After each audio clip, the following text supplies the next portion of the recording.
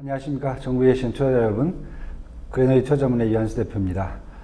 요 며칠 또 초전조체 연구에 의한 내용들이 좀 시끄러웠어요. 결론은 또 투자에 유의를 해야 될 것 같은 그런 느낌입니다. 요즘 저는 저희 투자자분들하고 계속 얘기를 하다 보면은 가장 많이 물어보시는 문제가 국내 같은 경우에는 한국의 경기 침체가 오지 않을까. 왜냐하면 너무 경기가 안 좋다는 말씀을 계속 하세요. 미국하고 좀 약간 반대되는 느낌이죠. 그래서 그 관련돼 갖고 경기 침체가 오면은 과연 왜 올까? 그리고 언제쯤 올까? 그리고 우리의 뭐 방법이 있는지 이런 것을 좀 많이 물어보세요. 그래서 저희가 한 지지난주에 한국 경기 침체에 관련된 내용들을 한번 다뤘습니다. 그래서 그 내용을 기반으로 저희가 오늘 한국 경기 침체 그리고 그 방법이 있는지 아니면 투자 전략은 무엇인지에 대해서 설명드리는 시간을 갖도록 하겠습니다. 많이 제가 설명드렸지만은 저희 그레너리 투자자문 웹페이지 그리고 그레너리 금융연구소의 블로그 그리고 요 채널인 유튜브 채널인 그레너리 랩을 통해서 저희가 투자 전략과 운용 전략을 모두 공유를 하고 있습니다. 업데이트를 해놓은 상태거든요. 그래서 어디든지 활용을 좀 많이 해주시면은 좀 더 저희가 아주 합리적인 투자가 되지 않을까 그런 생각을 해봅니다. 시작하도록 하겠습니다. 이 리포트는 저희가 그레너리 금융연구소에 올려놓은 한 2주 전 리포트고요. 제가 오늘 조금 더 어제 좀 자료를 좀 더 업데이트를 해갖고 오늘 투자가 여러분들하고 좀 소통을 좀 하도록 하겠습니다. 한국 경기 침체 피할 방법이 없다. 방법이 있었으면 좋겠습니다. 현재 상황까지는요. 한번 보도록 하겠습니다. 시작하면서 먼저 중요한 게 제가 한국의 경제 구조를 한번 좀 먼저 말씀을 드릴게요. 왜냐면은 각국마다 특수한 경제 구조를 갖고 있거든요. 그래서 한국을 좀 먼저 경제 구조를 이해하는 게 그 이외에 필요한 사항들을 이해하는 데 좀 더 도움이 되지 않을까 하는 생각을 해봅니다. 한국 경제 같은 경우는 명목 GDP는 한 전 세계 13위입니다. 저희가 한 1.6% 전 세계 경제를 차지하고 있는데, 미국 같은 경우는 한 25% 정도 명목 GDP를 차지하고 있고요. 중국이 한 18% 정도 차지를 하고 있습니다. 1인당 GDP도 한 32,000달러고요. 일본의 38,000달러를 좀 많이 따라와 있어요. 그리고 인플레이션과 실업률, 인구에 있어서 아주 적절하게 안정적인 상황이다. 이렇게 보시면 될 것 같습니다. 그리고 제가 좀 내용을 많이 넣은 부분이 있어요. 다른 게 아니라 수출과 수입입니다. 즉 한국의 경제 GDP에서 수출 수입, 즉 무역 구조가 차지하는 비중이 거의 65%입니다. 즉 쉽게 해서 원료를 수입해서 생산과 제조를 통해서 수출을 하는 게 아마 한국의 경제 구조에서 가장 큰 비중이 아니지 않겠냐 이렇게 좀 보여지고요. 예를 들면 수출 같은 경우에는 저희가 반도체, 자동차, 석유 제품, 디스플레이 전 세계에 필요한 산업적 그런 제품들을 다 공급한다. 앞서서 공급한다라고 보시면 될 것 같습니다. 그런데 중국이 한 22%고요. 수출 비중이 미국이 16% 이 정도로 나와 있습니다. 그리고 이제 수입 쪽에서 보면은 마찬가지로 반도체라든지 반도체 장비, 원유 아니면 원자재 이런 것들이 이제 주를 이루고 있고요. 물론 중국으로부터 수입이 가장 많습니다. 그리고 미국은 주로 기술이라든지 아니면 장비가 좀 많고요. 일본하고는요. 호주는 식료품이고 사우디는 잘 아시는 원유 제품들을 보시면 될 것 같습니다. 그래서 이 두 개 부분이 아마 우리나라 경제 구조를 이끌어가는데 가장 큰 부분이다 보시면 될 것 같습니다. 구체적으로 좀 더 본다면은 GDP 대비 이제 부채 비율이 각 분야에 재무 건전성을 좀 보면은 정부는 한 부채 비율이 한 49.6%입니다. 되게 우량합니다. 미국이 한 90% 정도 나오고요. 그 다음에 일본 아니죠. 영국하고 선진국들이 한 100% 내외, 일본은 한 200% 정도가 되죠. 그래서 대한민국 정부는 매우 건전성이 높다라고 보시면 될 것 같고요. 근데 여기서 좀 재밌는 게 가계가 전세보증금을 포함했을 경우에 부채 비율이 156%입니다. 이 정도면 전 세계 1위예요. OECD예요.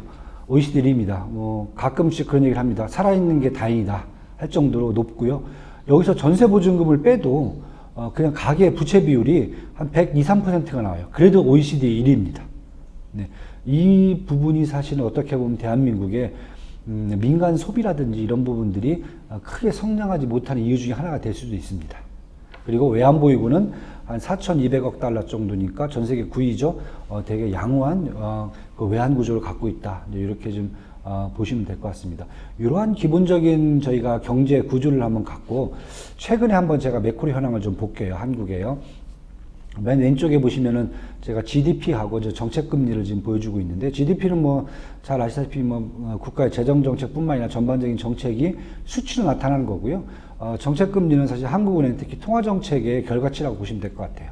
그리고 CPI, PCE 개인 소비 지출 지수죠. 그다음에 소매 판매 이쪽을 보시면은 CPI는 확실히 둔화가 됐어요. 그렇다고 해서 개인 소비 지출하고 소매 판매가 이렇게 높진 않습니다. 소매 판매도 보시면 반 이상이 사실 마이너스거든요. 전월 대비해서. 이 정도라 보시면 소비 쪽에서는 그렇게 경제의 수요 측면이죠. 수요 측면 쪽에서는 크지가 않다. 지금 크게 회복되지는 않은 상태다. 이렇게 보여질 수 있고요. 오른쪽에 보시면 PPI라든지 산업생산, 수출과 수입을 다 체크를 해놨는데, 산업생산도 보시면은 전월 대비인데 그렇게 높지가 않습니다. 그만큼 지금 산업생산이 생산량 자체가 지금 많이 줄어들고 있다고 보시면 될 것 같고요. 그 다음에 수출 수입에서도 거의 한 13개월 동안 계속 적자를 냈었거든요. 그런데 6월달하고 7월달 흑자로 돌아섰어요. 근데 사람들이 그럼 흑자 났으면 된 거 아니야? 근데 중요한 건 그게 아니라 수출과 수입의 양이 줄어들었습니다. 그러니까 쉽게 얘기해서 우리가 가장 큰 파이인데, 파이 중에서 가장 큰 비중이 무역구조인데 이쪽에서 지금 문제가 생긴다는 거죠. 대략 이렇게 매크로 현황이 지금 눈에 보여집니다. 그래서 사실 저희가 코로나19 팬데믹이 종료는 됐지만은 국내 소매 판매와 개인 소비 지출 상승세는 잘 눈에 띄지는 않습니다. 그리고 내수가 확대되지 않는 상태이고요. 그리고 주요국가 비교해서 정부의 뭐 개인 소비 촉진을 위한 부양책이 아직 없는 것도 사실 조금 아쉬운 점이 있습니다. 그러니까 예를 들면 지금 6월 달에 한국경제연구원이죠. 여기가 올해 GDP 성장률을 1.3%까지 하향 조정했습니다. 그리고 2분기는 1.0 성장으로 지금 전망했고요. 하지만 시장은 지금 이보다 더 낮게 지금 보고 있습니다. 그러니까 IMF도 벌써 이것을 이제 확인을 좀 하고 있는 것 같아요. 예를 들면 IMF 같은 경우는 그의 경제 성장률 조정을 1월달, 4월달, 7월달, 10월달 4번 하거든요. 4월달에 한국의 경제 성장률을 기존에 1.8%에서 1.6%로 낮췄어요. 이번 7월달이죠. 지난주에 1.6%에서 1.5% 또 하향 조정했어요. 그러니까 글로벌 경제는 2.8%, 3.0%포인트로 상향 조정을 한 것과는 사실 완전히 별개의 문제예요. 전 세계로 지금 IMF가 OECD 국가 중에서 경제 성장률을 계속 지금 하향 조정하는 데는 한국하고 영국밖에 없습니다. 물론 지금 한국 같은 경우는 정책 금리를 3.5% 중반으로 지금 스톱을 시켜놓은 상태예요. 그리고 이런 현재 보시면 여기 GDP 실제 나온 것도 2분기가 0.6입니다. 1분기는 0.9%고요. 작년에 비해서 지금 둔화되는 속도가 엄청 크게 나옵니다. 그러면 많은 분들이 그런 얘기를 합니다. 경제 침체라는 게 뭐야? 그냥 경기가 안 좋은 거 아니야? 그렇게도 볼 수 있고요. 조금 더 좀 저희가 구체적으로 본다면은, 기술적으로 본다면은 2분기 연속 GDP 상승률이 마이너스가 나오는 경우를 얘기를 합니다. 이 정도의 지금 현재 둔화 속도라면은 내년 1분기부터 마이너스도 나올 수 있지 않을까. 이렇게 좀 조심스럽게 저희가 전망을 좀 할 수가 있겠습니다. 그러면은 여기서 또 하나 이제 저희가 좀 생각을 좀 해봐야 되죠. 그럼 도대체 어디가 문제야? 어디가 문제인지를 저희가 파악하면은 이것에 대해서 이 문제점들을 좀 보완하면은 좋지 않을까. 이런 생각을 좀 할 수가 있어요. 저희는 이제 크게 세 가지를 보고 있습니다. 첫 번째가 일단은 수출이죠. 수출 중심에서 저희가 제조업을 통해서 수출 중심이죠. 이런 경계가 과거에는 중국을 통해서 좀 많이 이루어졌거든요. 특히 중국에 대한 대중무역은 한국 경제와 기업에 대한 성장의 기여라고 보시면 됩니다. 하지만 2020년도를 기준으로 흑자가 사실 멈춰섰습니다. 올해 6월까지 6개만 해도 적자가 확실히 보이는 상황이고요. 여기 보시면 양도 줄었어요. 가장 큰 문제는 뭐 양국 간의 긴장이죠. 정치적 긴장 문제고요. 사드 이후에.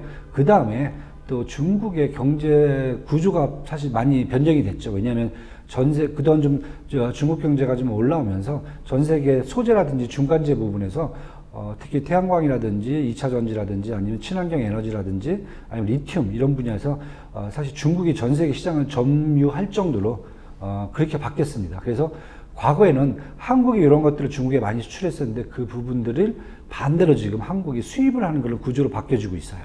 거기에다가 한국 제품들이 중국에서 많이 양질의 어떤 제품의 어떤 퀄리티를 갖고 승부를 많이 걸었었는데 지금 같은 경우 화장품 이런 것들도 다 중국에서 만드는 속도가 좀 많이 올라와 있어요. 예를 들면 오죽하면 저희가 K-팝 중에서 걸그룹하고 보이그룹이 있지 않습니까? 중국이 똑같이 카피할 정도입니다. 네. 그래서 어떻게 보면 중국이 한국에서 필요해지는 게 거의 없어 보입니다. 반도체 빼고요. 이러다 보니까 무역고주가 일단은 깨지는 게 좀 눈에 보여지고요. 이게 바로 어떻게 보면은 전환할 수 있는, 반대로 다시 전환할 수 있는 그런 모멘텀이 보이지가 않는다는 거죠. 네, 그리고 두 번째로 한번 보시면요. 저희가 아까 이제 가계부채도 말씀드리고 했는데 사실 이제 부동산 PF 불안감이 사실 지금 시장을 덮치고 있거든요. 예를 들면 지금 미국 같은 경우에 지역은행 사건, 지지난달에 있었던 거, 그다음에 스위스 은행 이제 크레딧 스위스가 UBS의 그 인수되는 과정 이런 걸 보시면은 사실 IB들 이제 인베스트먼트 뱅킹 분야가 이제 문제가 많이 생기고 있는데 그런 부분이 사실 부동산 PF에서 시작이 되고 있거든요. 한국도 작년 하반기부터 마찬가지 상황이 지금 들어와 있다라고 지금 보시면 될 것 같아요. 예를 들면은 2022년 말에 부동산 대출 잔액, PF 대출 잔액이 129조였어요. 2021년 말에 비해서 거의 엄청나게 좀 증가를 했죠. 그 다음에 23년도 3월, 올해 3월 달에 131조까지 늘었어요. 왜 늘어났냐면은, 문제가 생겼는데 이미 원자재 가격 상승이라든지 금리 인상 뭐 이런 전반적인 문제로 그동안 프로젝트에서 필요했던 비용들을 이미 다 썼어요. 썼는데 부도가 날 수는 없으니까 추가 자금을 또 조달하는 상황입니다. 그래서 지금 문제는 연체율이 올라갑니다. 그러니까 저축은행이라든지 여신전문은행이 한 4% 정도예요. 그렇죠? 그런데 증권사가 한 15.8%예요. 왜냐면 증권사는 후순위채거든요. 그래서 후순위채가 망가지게 되면 앞에 중순위, 선순위 다 망가지게 됩니다. 그래서 이런 프로젝트 하나가 망가지면 그냥 망가지면 끝이구나 이렇게 생각할 수도 있는데 문제는 정부가 개입을 하게 해야 될 것 같고요. 그 다음에 왜냐면은 뭐 여기 건설사라든지 시행사라든지 부도 업체들 그 다음에 개인들까지 가게들까지 다 손해를 보거든요. 손해를 보고 그냥 여기서 끝 이러면 되는데 문제는 이제 정치권에서는 표가 걸려 있기 때문에 이것을 더 살리려고 끝까지 살리려고 또 들어가게 되면 또 세금이 들어가게 되죠. 그러니까 예를 들자면은 지난번 저희 레고랜드 춘천의 레고랜드 사건 잘 기억하시지 않습니까? 국가 지방정부가 이자 몇 푼 조금 더 아끼려고 했다가 거의 10조 이상의 세금이 들어가 버렸어요. 이런 상황이 발생할 수 있다는 거죠. 그래서 지금 현재 상황이라고 보면은 부동산 PF가 지금 부실화돼서 마지막에 이제 디폴트 선언하기까지 그 직전 단계까지 와 있는 부분이 엄청나게 지금 수치가 파악이 안 될 정도고요. 그 다음에 한국에서 부동산 산업이 차지하는 비중이 한 30%이기 때문에 이 30%가 아마 부실화된다 그러면은 되게 커다란 경기 침체를 몰고 있는 요소가 될 수 있다. 두 번째로 보고요. 세 번째는 저희가 소매 판매입니다. 왜냐하면 미국 같은 경우는 소매 판매, 민간 소비 지출이 한 65%예요. 경제 성장률이. 그런데 한국은 35%밖에 안 됩니다. 그래도 저희가 2002년, 2003년도 생각을 하실 거예요. 카드 대란 있을 때 그 전에 이미 저희가 신용을 통해서 엄청나게 그 소매 저희가 소비를 촉진했던 그런 경험도 있거든요. 그리고 35% 정도가 어느 정도 성장을 이뤄준다면은 사실 경제 성장을 이끌어가는데 도움이 충분히 되거든요. 근데 문제는 지금 말씀드린 대로 가계 같은 경우도 이미 부채가 너무 높아요. 한국 같은 경우에는. 그 다음에 정부도 사실 지금 개인 소비 지출이죠. 이쪽을 촉진할 수 있는 법에 대해서는 지원책을 아직 지금 검토를 안 하고 있는 것 같아요. 특히 지금 현재 정부 같은 경우에는 균형 재정을 강조하다 보니까 당분간 이런 정책이 나오는 쉽지가 않을 것 같아요. 그러니까 예를 들면 중국 같은 경우에는 지금 GDP 성장률도 떨어지고요. 그러다 보니까 일단 지지난주죠. 공산당 중앙정치위원회에서 부양책을 쓰자. 개인 소비 촉진이죠. 산업이 아닙니다. 개인 소비입니다. 개인 소비 촉진책을 쓰겠다라고 지금 얘기를 하고 있고요. 구체적인 방안을 지금 제시를 하고 있습니다. 왜냐하면 중국 같은 경우는 지금 저축률이 20%가 넘어요. 이 정도 20% 정도면 거의 사람들이 소비를 안 한다는 거거든요. 근데 이것을 경제 성장률을 이끌 수 있는 그런 방법을 또 사실 제시를 해야 되는 게 어떻게 보면 이제 지금 중요한 상황인데 그런 부분들이 지금 아쉬운 걸로 지금 보시면 될 것 같습니다. 그래서 결국 경기 침체는 저희들이 이제 한 세 가지를 제가 이미 말씀을 드렸어요. 중국과의 관계 악화에 따른 무역 구조 저하 문제, 그 다음에 부동산 PF 부실에 따른 경제 충격 우려, 그 다음에 정부의 민간 소비에 대한 부양책 부재라는 세 가지를 지적했고요. 이 세 가지가 사실은 지금 이미 시장의 리스크로 지금 올라와 있어요. 올라와 있기 때문에 저희들이 지금 회색 코뿔 속 그레이 라이노라고 저희가 얘기를 하고 있습니다. 분명히 인지는 하고 있는데 이것에 대책이 없는 상황이라고 지금 저희가 보고 있어요. 그래서 이 세 개 중 하나라도 저희가 놓친다면은 1, 4분기에 아마 경기 침체를 막을 수 없을 것으로 저희가 좀 분석을 좀 하고 있습니다. 여기까지 얘기하면 다들 야 이러면은 어떻게 투자를 하지 말고 그냥 다 현금을 갖고 가는 게 맞지 않겠냐 이런 말씀도 하세요. 그런데 주식시장도 이제 곧 망가지겠지 이런 얘기를 하시는데 그것과 좀 매크로 상황과는 약간의 좀 거리를 두고 좀 생각을 하셔야 돼요. 왜냐하면 매크로라는 것은 전반적인 경제 상황이고요. 그 하단에 주식시장이든지 채권시장, 그 다음에 뭐 통화시장, 뭐 원자재시장, 부동산시장 이런 하부 조직으로 시장이 있기 때문에 매크로 경제와 시장의 연관성을 저희가 잘 파악하면은 아주 리스크를 관리를 잘 하면서 좋은 방법이 되지 않겠나 지금 보고 있고요. 일단 주식시장은 저희가 이렇게 보고 있습니다. 이 표를 한번 보시면은 1분기 아니습니다. 상반기 코스피 지수 업종별 성과예요. 그냥 눈에 딱 보이시죠? 비금속 광물하고 뭐 철강금속, 여기는 소재입니다. 그 다음에 운수장비, 자동차고요. 전기전자, IT 반도체입니다. 딱 여기까지가 수익 났고요. 나머지는 다 쉽지가 않다. 즉 쉽게 해서 완전히 대한민국의 주식시장은 1분기에 업종별 차변화가 되어 있다는 겁니다. 첫 번째가 뭐냐면은 일단은 1월달까지 한국정부가 한국은행이죠.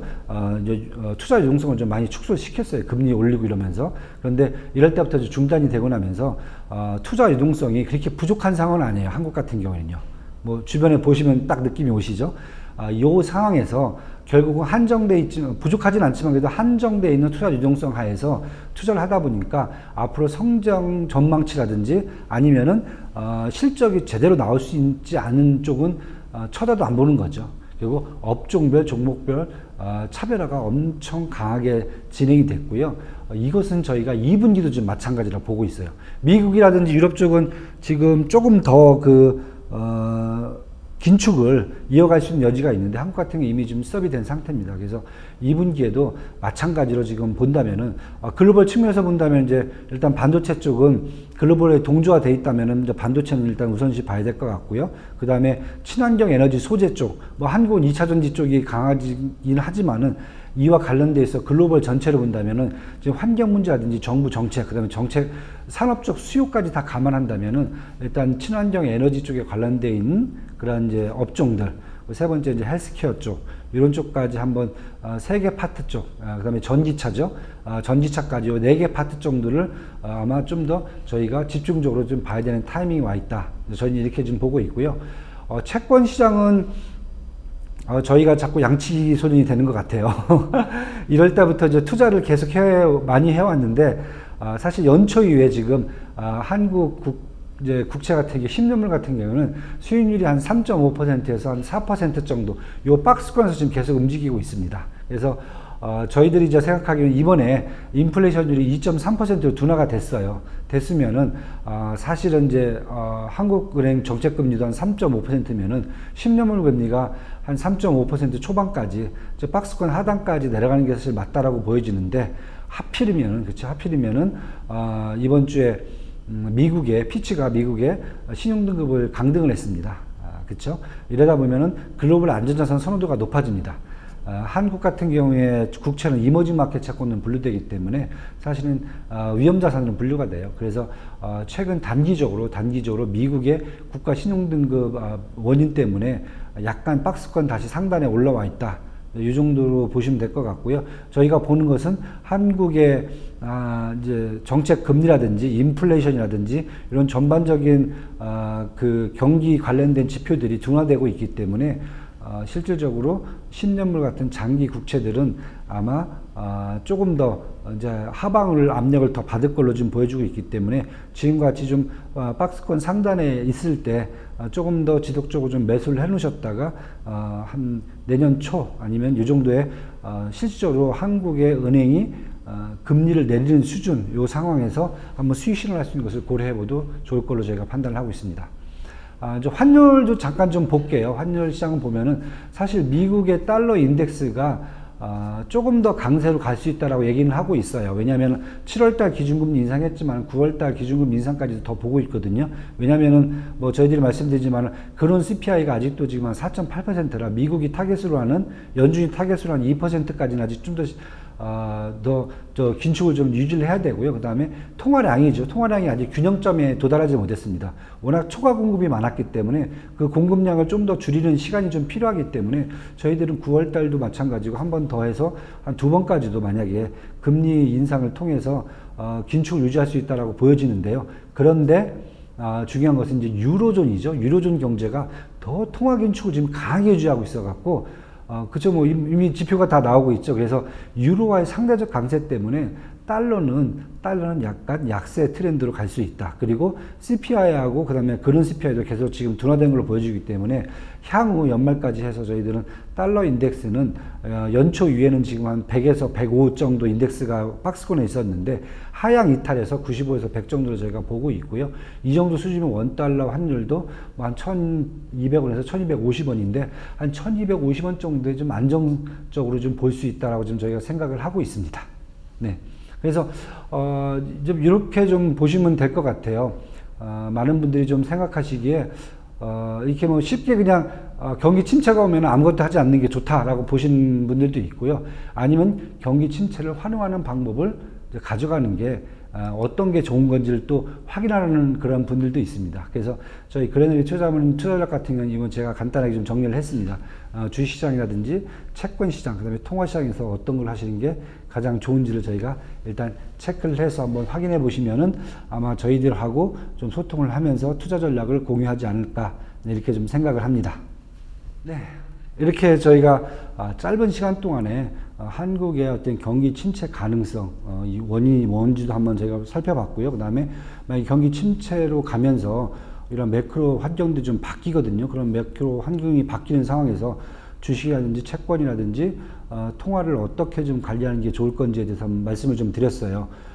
여러분들이 혼동하지 말아야 될 것은 매크로 상황이라든지 경제 상황은 사실 일국의 이제 전반적인 상황이고요. 그 하부에 주식, 채권, 주식시장, 채권시장, 통화시장 같이 하부 주식, 원자재 시장, 그 다음에 우스갯소리 돼지고기, 소고기 시장도 있을 수 있고요. 그 다음에 하우스 시장들이 이렇게 있는데 이런 시장과의 연관성, 매크로가 어떻게 움직이고 그 예하에 있는 시장들이 어떤 방향으로 어떤 방식으로 움직이는지를 저희가 이해를 한다면은 아마 여러분들이 투자의 실패를 한 것을 아주 최소화할 수 있는 그런 상황으로 저희가 아마 전략을 짤 수 있다라고 저희가 지금 판단을 하고 있습니다. 그래서 여러분들도 아마 저희하고 계속 소통을 하시면서 이런 부분들을 잘 준비해 갖고 개인 투자에 활용하시기를 저희들은 바라도록 하겠습니다. 네, 오늘 이걸로 마치도록 하겠습니다. 감사합니다.